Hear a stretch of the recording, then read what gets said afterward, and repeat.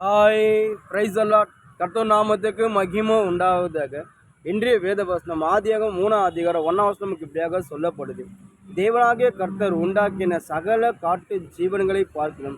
சர்ப்பமானது தந்திரம் உள்ளதாக இருந்து அது ஸ்ரீயை நோக்கி, நீங்கள் தோட்டத்தில் உள்ள சகல விருட்சத்தின் கனிகளை புசிக்க வேண்டாம் என்று தேவன் சொன்னது உண்டோ என்றது.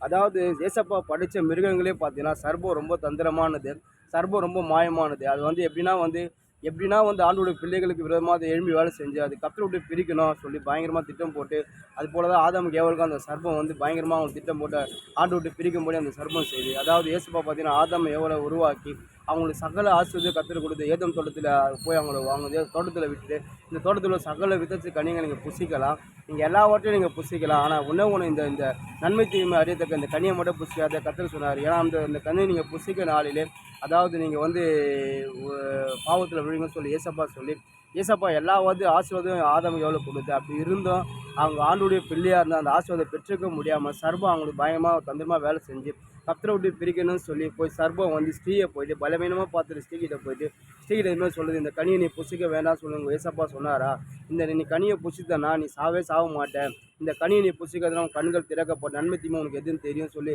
சர்பம் பயங்கரமாக அந்த வேலை செஞ்சு ஏவாளுக்கு எப்படின்னா அந்த சர்பம் ஏவாளை ஏமாற்றி அந்த கனியை புசிக்க மாதிரி செஞ்சுது. அது மட்டும் ஏவாள் அந்த கனியை புசித்த மட்டும் அவங்க கணவன் புருஷனுக்கு ஆதாமுக்கும் கொடுத்தா. அது புசித்தனால அவங்க பாவத்தில் விழுந்தாங்க. எந்த தோட்டத்தில் ஏசப்பா அவங்களை ஆசிரியமாக வச்சாரோ அந்த தோட்டத்தில் அவங்களை வெளியேறும்படி கத்தர் செஞ்சார். ஏன்னா அவங்க கத்தருடைய வார்த்தை கீழ்ப்படையாமல் அவங்க போய் அந்த பாவத்தில் விழுந்தாங்க. இன்றைக்கி நம்மளோட வாழ்க்கையில் சரி, கிறிஸ்தவ பிள்ளைகளுக்கு விரோதமாக சர்பம் பயங்கரமாக வேலை செய்யுது, பிசாசுன்னு பயங்கரமாக வேலை செய்கிறான். ஏன்னா அவனுக்கு தெரியும் அவங்க அதாவது ஏசப்பா பிள்ளை ஏசப்பா கிட்ட இருக்கும்போது நிச்சயமாக ஏசப்பா அவங்களை ஆசீர்வதிப்பார்.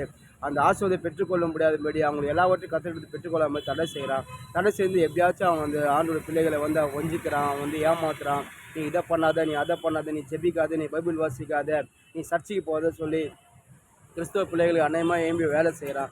கர்த்தருடைய ஆசீர்வாதத்தை பெற்றுக்கொள்ளாமலே வேலை செஞ்சு தடை செஞ்சு அவன் தேவனை விட்டு பிரித்து அவன் பாதை தள்ளும்படி செய்கிறான். நம்ம எச்சரிக்கையாக இருந்து, ஏன்னா கர்த்தர் நம்ம ஆண்டுடைய பிள்ளையாக எப்போ நம்ம கர்த்தரை ஏற்றுக்கொண்டு நம்ம ஆண்டுடைய பிள்ளையாக நம்ம மாறப்பட்டோமோ அப்போவே நம்ம தலைமையில் கர்த்தருடைய ஆசீர்வாதம் மேலே பெற்றுக்கொண்டோம். அந்த ஆசீர்வாதத்தை பெற்றுக்கொள்ள நம்மளுக்கு ஜாக்கிரதையாக இருக்கணும்.